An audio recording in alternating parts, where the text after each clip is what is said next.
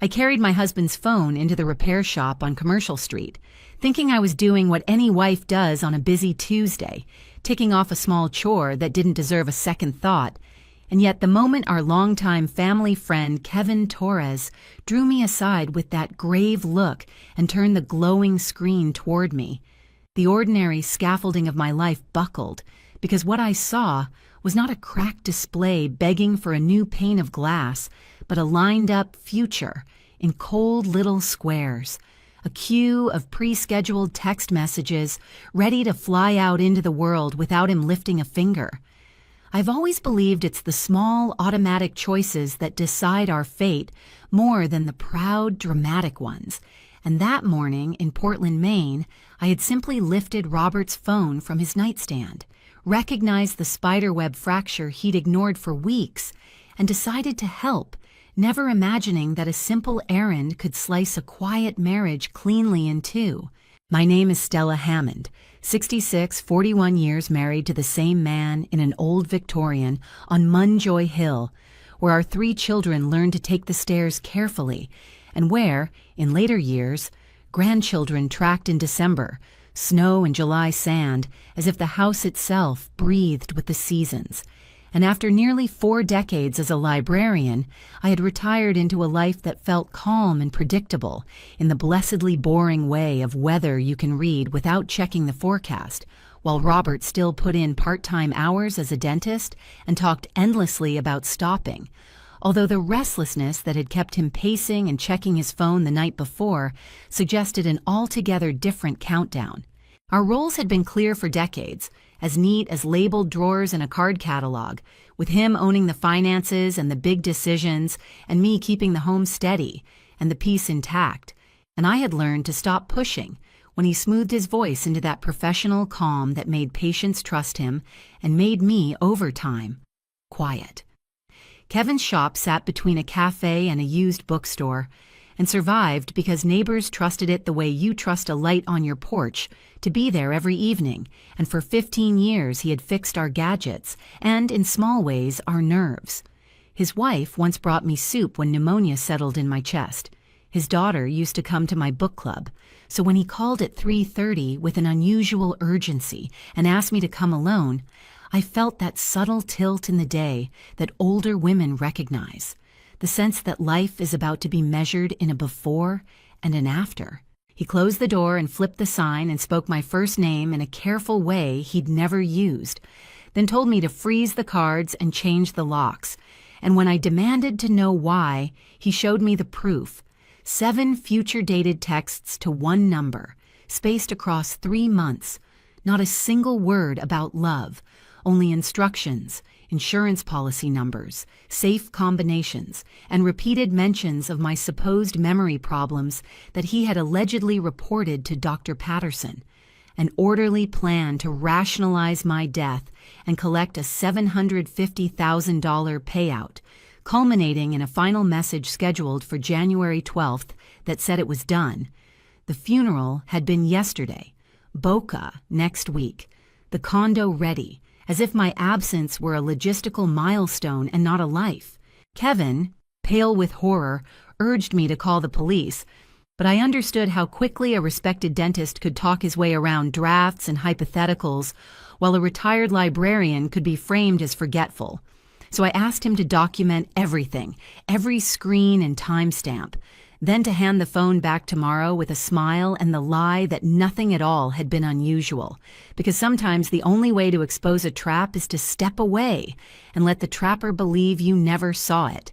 I drove home through that late October gold that makes the bay look like hammered metal pretending to be water, and I cooked wild salmon the way I always do, my hands moving through a memorized ritual while my mind mapped a new terrain. And when Robert came in at 6:15 and kissed my cheek and talked about the dental office and our son's Thanksgiving plans and the Red Sox as if conversation were a metronome he could keep perfectly, I listened for the crack that didn't come, heard instead the practiced beat of a story he had already seeded, even when he slid in remarks about one last big Christmas in the old house and the need to downsize because I might be slipping, which I answered with a soft insistence that my memory was fine, because I had no intention of announcing that I finally understood I was living with a man who considered me an obstacle with a date on it. Later, while he settled into his study, I washed the dishes and climbed the stairs to a bedroom that suddenly felt staged, sat at my desk, and opened his email. And because he had never needed to hide from me, he had never changed his passwords, which is how I found, after steady hours of searching, a tucked-away folder labeled with the kind of dull phrase men choose when they think women will not look too closely, and inside it the trail to a woman named L. Hardy, early notes on valuing his dental practice, later phrases about a clean break from your current situation, and a condo in Boca Raton closing in January, the very month my funeral text pretended would already be behind us, and the numbers showed a practice worth nearly $2 million, not the modest figure I'd been told, so I took screenshots and sent them to a private account and cleaned my tracks and lay down beside a husband who slept soundly with his arm across my pillow, a familiar weight that now felt like an artifact from a museum of a life I thought I understood.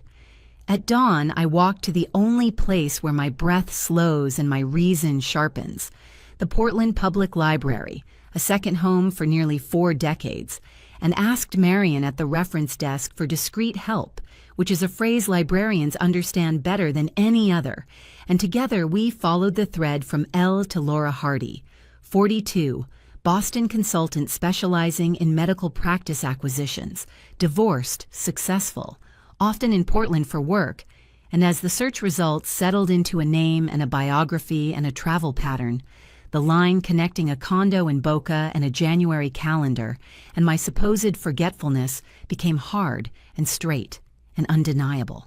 In that quiet sanctuary of stacks and sunlight, I realized that the woman I had been for years, the one who balanced the checkbook of peace and kept the holiday china wrapped just so, would have waited and hoped. But the woman the messages created in me understood that hope is not a plan, and that the safest place to keep the truth is inside a carefully built file, a calm face, and a clock that suddenly, blessedly, is mine to set. By the time Marion and I were done, there was no room left for denial. Every thread pointed to the same truth. Laura Hardy, Robert's L, was real. The condo was real, and the clock toward January 12th was already ticking. Marion found her on LinkedIn, the kind of polished profile that gleamed with curated success. 42, freshly relocated to Portland to manage a major acquisition. A quick check of property records confirmed a cash purchase 6 months ago, an $800,000 Harbor View condo on Pearl Street. The money trail ran straight from Robert's practice account. By noon, we'd reconstructed enough to redraw the map of my marriage. Laura's finances were a wreck, collapsed business, unpaid loans, and a string of angry creditors, and the Portland condo had been bought through a shell company funded by Robert's dental office. Either she was embezzling from him, or he was bankrolling her future. Then Marion found the elder fraud complaint in Massachusetts, a patient who'd accused Laura of coercing him into signing over assets. Case dismissed for lack of proof. "She has a pattern," Marion whispered, and I finally saw it. Robert wasn't the predator. He was the prey who thought he was hunting. He believed he was plotting my death, but Laura Hardy was already plotting his. My phone buzzed then. Robert's voice tight, calculated calm over a thread of anger. He wanted me home immediately. Dr. Patterson was there, he said, making a house call to review my supposed cognitive screening. There had never been any screening. I understood at once. Robert was fabricating medical records in real time, building the case for my mental decline. If I refused, it would look like paranoia. If I went, I could prove my sanity on record. I told Marion I'd take the test and pass it. At home, the stage was set, complete with folder labeled Cognitive Assessment, Stella Hammond. Patterson looked uneasy, Robert confident. The test began, designed to trip me up with subtle misdirections, but 41 years with Robert had trained me to read the pauses behind the words. I answered every question with precision, turned their trap inside out, and when it ended, Patterson admitted my cognition was flawless. That was when I tore apart the forgery. Wrong suite number, wrong letterhead, wrong date, and forced the doctor to realize he was holding evidence of a crime. He fled, leaving Robert and me alone in a silence that felt like a locked room filling with gas. Robert tried to rewrite the scene as concern for his confused wife. But when he grabbed my wrist and demanded to know how much I'd uncovered, the mask slipped. I told him everything: the Boca condo, the $800,000 transfer, the woman with a history of elder fraud, and watched his eyes shift from fear to calculation. He admitted the affair, framed it as a midlife resurrection, claimed the texts were fantasy, and when I refused to accept that lie, he turned to power. He reminded me he was executor of the will, that Patterson's forged notes made him my legal guardian in waiting, that with one call he could have me placed on psychiatric hold for 72 hours, and when I came out, I'd have the record to prove I was unstable. He was right. The system would take his side. I'd confronted him too soon. Just then, Marion's text flashed. Urgent discovery. Come now, don't call. I bluffed my way out of the house, met her at the library, and the headlines she showed me iced my blood. 3 dead men, 3 accidents. Each had been wealthy, older, partnered with Laura Hardy. 1 overdose, 1 carbon monoxide accident, 1 suicide. Each time Laura walked away rich and untouched. She was the common denominator, the pattern repeating, and my husband was next in line. I should have wanted her to finish him first, but the thought of our children, Michael, Michelle, Jennifer, snapped the anger back into purpose. If Robert died without the truth on record, our family would drown in scandal and doubt. I had to prove everything. I had to talk to her. Her building on Pearl Street gleamed with that kind of curated luxury that's meant to impress auditors and ghosts alike. I rang once, twice, and when her voice finally came through the speaker, smooth, unhurried, utterly composed, I introduced myself. Stella Hammond. There was a pause, then an invitation. 4th floor. The elevator hummed like a countdown. Laura opened the door before I could knock. She was striking, yes, but more than that. Sharp, deliberate, the kind of woman who studied people for leverage. She greeted me by name and claimed she'd been expecting me. The condo was minimalist, expensive, the harbor view impossible to ignore.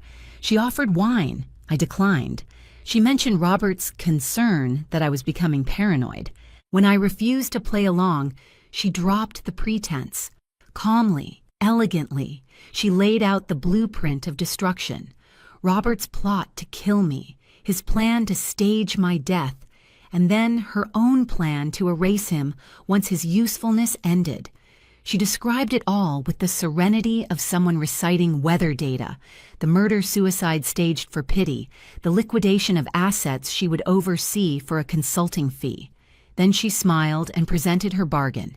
Help her expose Robert, testify against him, survive, and split the proceeds of the practice, $1 million each, a devil's partnership. She promised safety, wealth, vindication. And as I looked at her, a woman tied to 3 corpses offering me life at half price, I realized that whatever I said next would decide who lived to see January 12th and who didn't. By the time Laura finished speaking, the cafe's warmth felt counterfeit, a soft glow wrapped around a blade. She looked at me across the small table, calm and certain, like a woman who had already written the ending of my story. Her voice was low and confident, every word sliding into place with practiced precision. Or you can try to stop him alone and end up another tragic statistic, she'd said. Another elderly woman with dementia who overdosed on her medication. How do you think he's planning it, Stella? Pills? A fall? Carbon monoxide while you sleep? Then my phone buzzed. Robert's message glowing on the screen. Where are you? We need to talk. Come home. Laura watched the color drain from my face and smiled, knowing exactly what the message meant. He's getting impatient, she murmured. He's making his move. So what's it going to be, Stella? Partner with me in survival, or go home to your husband and take your chances? 8 hours until midnight. 8 hours to choose between a killer's bargain and a murderer's embrace. I stepped into the cold October rain, Robert's pleading texts lighting up my phone. "Stella, please, come home. I'm worried about you." The streets blurred into slick reflections, and for the first time, I felt the gravity of being hunted from 2 directions at once. Robert wanted me dead for freedom and money.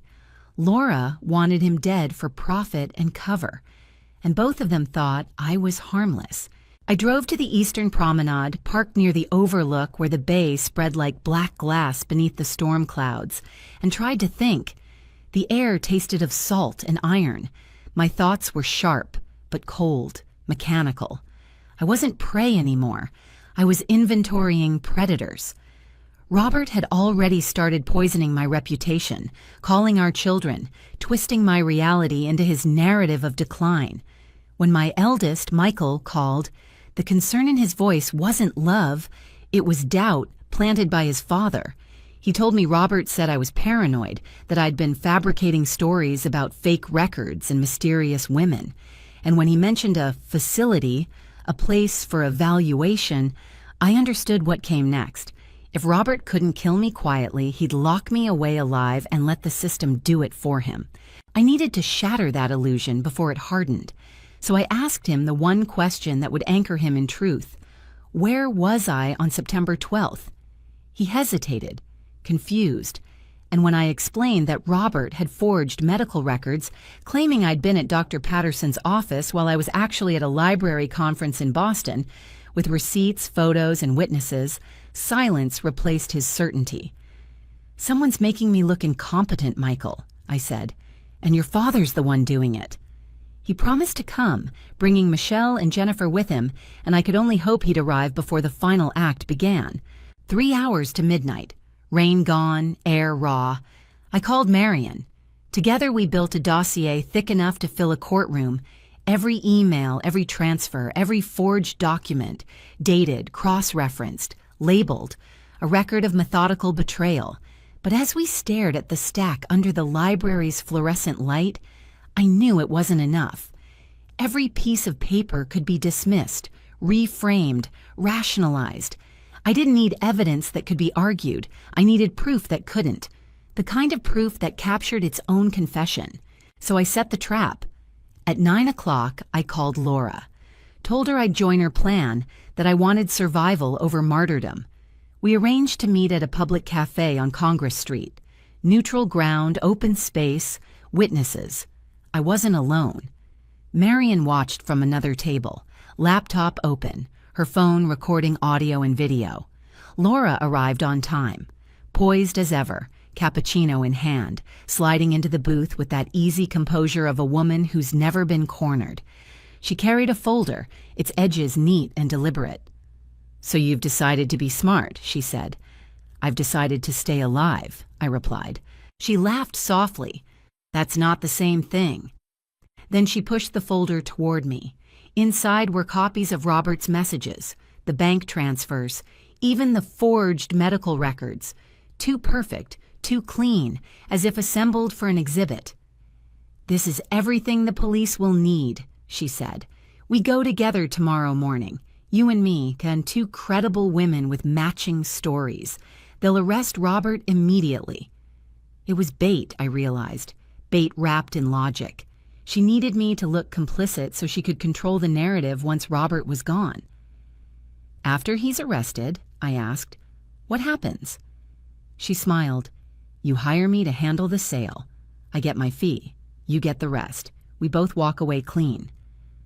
When I mentioned the 3 men she'd left dead behind her, she didn't flinch.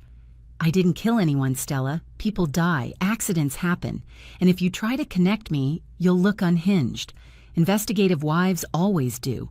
Then her phone buzzed, a quick glance, a tightening at the eyes. "Robert," she said. "He's getting nervous. He wants me to come to your house, says he needs help with something." She paused, meeting my gaze with surgical precision. "He's planning to do it tonight, Stella. He wants me there to help stage it, make it look like an accident." Outside, the city moved on, oblivious. headlights sliding across wet pavement while the clock toward midnight kept ticking. I realized then that the storm wasn't passing. It was gathering, inside my house between two killers, waiting for me to come home. I told her we should call the police now, and she stood with that cool certainty and said there was nothing to report yet except a husband texting his business partner. So the plan remained to walk in together at 9 in the morning with evidence neatly arranged while I found a safe bed for the night. And as she disappeared into the October dark, I felt Marion at my elbow and slipped the library's tiny digital recorder back into my purse, knowing we had every word. The admission that she was working with Robert and the confirmation that my death was penciled in for tonight, not as a confession that would win a headline, but as a beginning, a lever under the whole rotten mechanism. I told Marion I was going home because the only way to stop a moving train is to stand on the track with the camera rolling, and I left her with the instructions no one ever wants to give a friend, that if I didn't call by midnight, she was to take the folder and the audio to the police and say my name like a bell.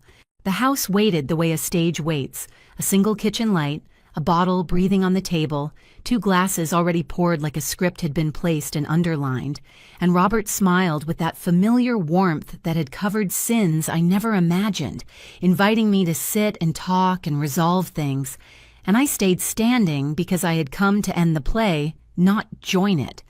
I asked where Laura was and watched the flinch he couldn't hide. Told him she wasn't coming because she'd finished with him and because he was alone now with a wife who knew the story and a plan that had sprung leaks. And when he asked how much I knew, I said everything and lifted my phone and let him hear her voice saying he was planning to do it tonight and needed her to help stage it. And I watched the color drain and return in furious waves as he said I had ruined everything, when all I had done was live long enough to read the footnotes. I bluffed hard about the children on their way, and the lawyer with a copy, and the police already briefed, and I saw him run contingencies behind his eyes until at last he sagged and drank and said something that chilled me more than the rain, that Laura wasn't finished with him or with me because she didn't leave loose ends, and now we were both ends flapping in the wind. The window exploded like a gunshot and the kitchen filled with glass that rained across the tile. And then there were footsteps on the porch and the slow turn of the back handle, and the woman who had turned death into a consulting practice stepped inside with her gloved hands and empty patience and told us to stand, and we did because survival sometimes begins with obedience. She lectured us the way a careful teacher explains a lab procedure, that she had our texts and our fear, and the lemon knife for drama, and a tidy narrative about a distraught husband who killed his wife and then himself. And I understood that she was savoring it, that her arrogance was a door left carelessly unlocked.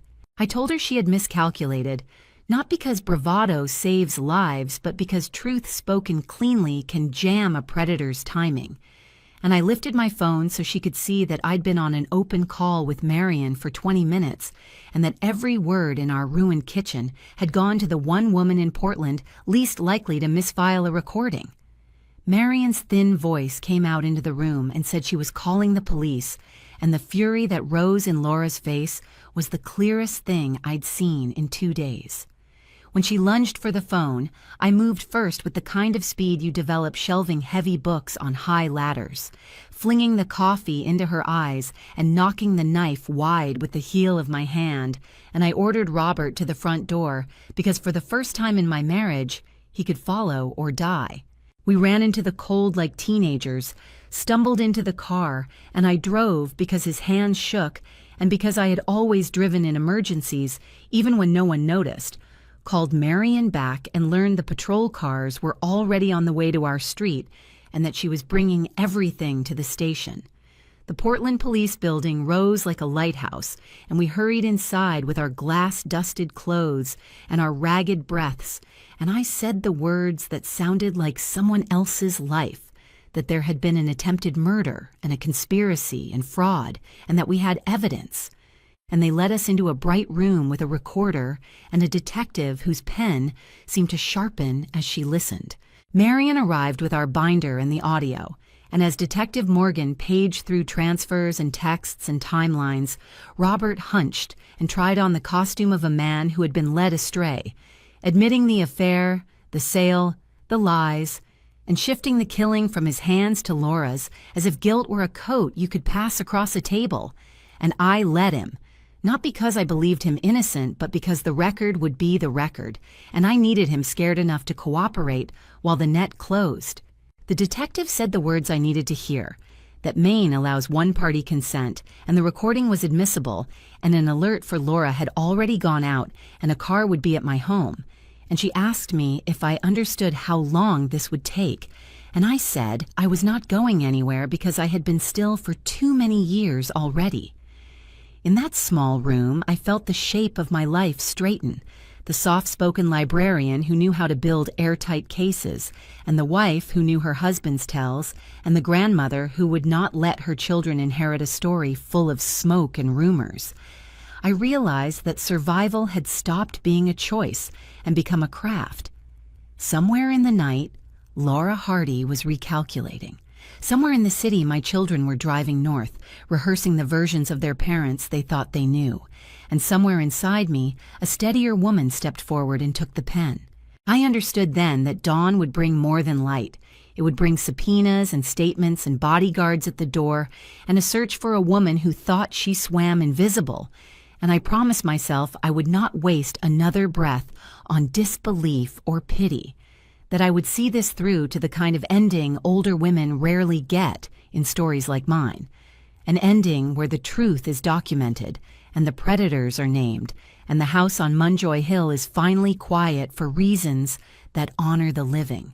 And as the detective asked me to start at the beginning one more time, I did what I have always done best. I put the pieces in order, I made the record whole, and I set the clock not to January 12th, but to the hour Laura Hardy would run out of exits.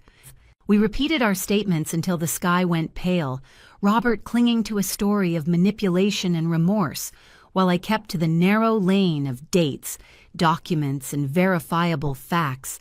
And at 5 a.m, my children, Michael, Michelle, and Jennifer, arrived white-faced from the highway, gathered me into their arms, and listened as I laid out the whole mechanism that had been built to erase me, the scheduled funeral texts, the transfers to a woman with a pattern, the forged charts with the wrong suite number and the wrong date. And I watched their eyes move from me to their father, as the proof did what love could not. And when they asked him if it was true, the excuses fell away, and the room settled into a silence that sounded like finality. By sunrise, the detective told us they had Laura in custody at the airport, already angling for a deal by painting herself as a consultant who drifted into a mess she did not create. And I understood that the long work had only begun. Months of interviews, subpoenas, forensic accounting, and a legal vocabulary I wish I had never learned. But the center held. Marion's recording was clean and admissible. Kevin's testimony fixed the timeline. The texts and transfers built intent. And for once, arrogance worked for the truth and not against it.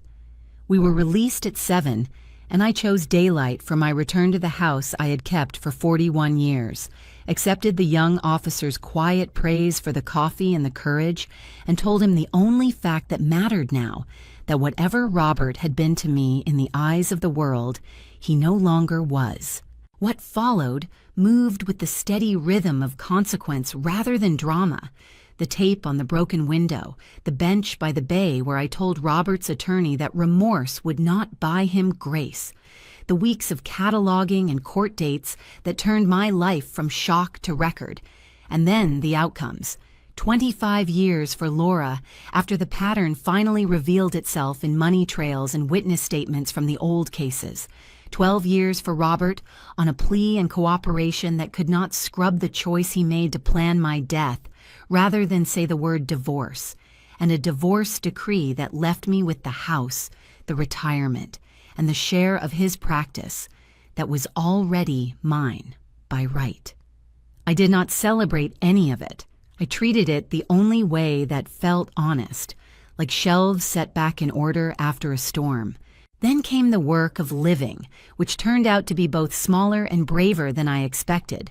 I sold the haunted Victorian to a young family who would love the maple in the yard, found a place of my own above the old port where the harbor light reaches the kitchen in the late afternoon, unpacked only what I wanted to keep and gave away the rest, let Marion talk me into helping with a digital literacy class for seniors, joined a book club that argues like it means it, tried yoga teacher training because I finally could, and practiced saying yes to quiet companionship and no to anything that felt like a bargain against myself. My children came, as they always have, with groceries and wine and stories that ached and sparkled at the same time. And one night we sat at the old table for a last dinner in the empty house, and I apologized for not seeing sooner what I did not want to see. And they told me a truth I needed to hear, that trusting your husband is not a flaw, that survival is not shame, and that I was their hero, even if I did not feel like one. In time, a letter came from the prison, and I read it without answering, because recognition is not redemption, and apology is not repair, and the victory I chose was quieter than any headline. The knowledge that my life was full without him, that my home reflected only my choices, that my breath no longer hitched at the sound of a key in a lock. A year after the night everything changed.